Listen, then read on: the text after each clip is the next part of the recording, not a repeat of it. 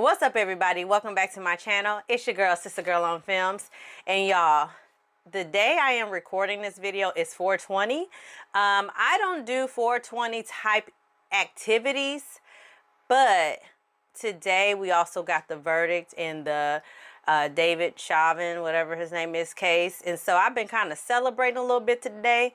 So I might have had a couple of drinks. My bad, y'all. So I'm going to try to get through this review as best I can without messing up. And I just finished watching the Redman and Method Man versus. Y'all, it was the best versus we've had so far. So your girl is in a good mood, you feel me? But that mood is about to be dampened when I get to talking about this damn piece of nothing show. Jamie, why you do us like this? Why? Hey, Sister Gurl on Films, you don't want to miss a thing, better stay tuned in. So lay back, get into the vibe, in the mood. Real reviews from a sister's point of view. Trailer reactions, movies and TV. So entertaining and authentic, believe me. So roll that footage, I'm ready to chill. Time to hang out with my sister girl. Hey, Sister Gurl on Films. Hey, Sister Gurl on Films. Hey. So yeah, y'all. I hate to say it, but I have got to talk about this terrible show called Dad, Stop Embarrassing Me. It is a Netflix original and it stars Jamie Foxx, Kyla Drew, Portia Coleman, David Alan Grier, and Jonathan Kite. And it is an 8-episode season, and it centers around Jamie Foxx, who plays Brian Dixon, and Kyla Drew, who plays Sasha Dixon, who are father and daughter, and they're trying to re-strengthen their relationship after the death of Sasha's mother. And so right off the bat, the overall premise of the show sounds like, okay, this could be a fun time. But y'all, it just really didn't work for me.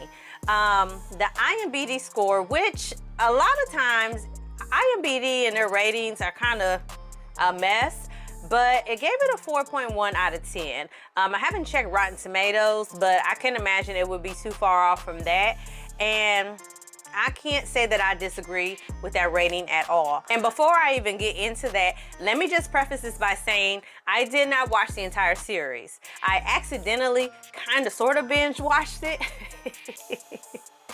I know that doesn't make sense, but this is what happened. So I started watching the first episode, wasn't really feeling it, but I was like, you know, let me give it a chance. Watch the second episode. I think I made it to maybe the third episode. Between the third or fourth episode, I fell asleep. And I missed 2 episodes. And then I finished up the rest of the season. I'm like, hell, I'm already here, I might as well. So I saw 6 out of the 8 episodes. So while I did not watch the entire thing, I watched a good 90% of it. So we'll go ahead and just say, I saw enough to know I don't need to see no more, okay? But let me talk about what I did like about it. So David Alan Grier, although he is not like one of the main characters, he is one of the maybe higher up supporting cast members. And a lot of people didn't necessarily like how they used him in this show. But for me, I thought he was the highlight of each episode. I mean, they don't give him a whole lot to work with as far as the writing goes in the show, but he does the best that he can with what he has. And so David Alan Grier was probably like the best part of the show for me. And then also, oddly enough, and this is gonna be my second time saying this about Lunel in one of my reviews, Lunel, sis needs to get more screen time. Like, I feel like these shows are underutilizing her because she was one of the highlights for me in Coming to America 2, which I was not a fan of, but I loved her when she was in it. And again, in this show, Lunel is only in here for 1 episode, and she plays like a very inappropriate therapist. And her scenes, even though she was a lot over the top, I still really enjoyed her. And I really wish she had actually been a part of the supporting cast through all the 8 episodes. And maybe the whole idea of Brian and Sasha going to this therapist weekly and then flashbacking to how whatever event they're talking about went, I feel like that would have been a better premise, and I would have been here for it more than what they were actually doing. Y'all, I hate to say it, that's all I liked about this show. Lunel and David Alan Grier. That's it. So some of the things that I did not like about this show. First, like I already kind of mentioned, the writing. The episodes just were not good. Like, they were trying too hard to kind of be very kind of like slapstick funny, but also give us a message. There are a lot of series that have been able to give us either slapstick, which you see like maybe like Three's Company is a great example of like slapstick type of humor, or even Martin had a lot of like big over the top type of comedic scenes, which worked because they executed it very well. And then you have this idea of like a lesson having to be learned by our teenager in the series. And again, they didn't really hit the mark with that. We've seen shows in the past like Family Matters, The Cosby Show, even The Fresh Prince of Bel-Air. You know, those shows did a really great job of hitting social issues when need be, or just like little life lessons happening throughout the episodes.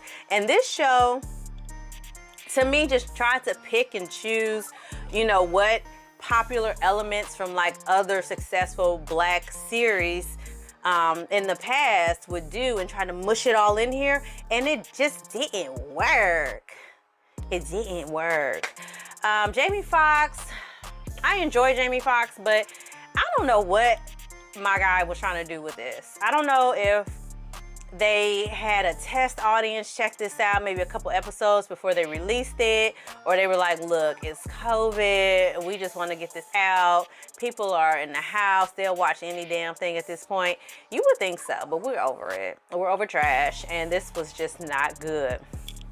The young lady, Kyla Drew, I was not a fan of her acting, and I hate to say it because she's a young up-and-coming actress, but I'm just gonna blame it on direction. Take the blame off her. The direction that they gave her was just not good. Her mannerisms were very distracting for me, and her acting was very like over the top, and I wish they had maybe gave her more direction and how to be a little bit more subtle in her like angsty teen persona, I guess. And then they also did this thing in the show where they would break the fourth wall a lot, like every episode and multiple times throughout the episode. And if you're not familiar with the fourth wall is what I'm doing right now, literally talking to your audience. We saw the biggest example is Ferris Bueller's Day Off, like iconic breaking the fourth wall. Martin would do it sometimes it would happen to Fresh Prince of Bel-Air.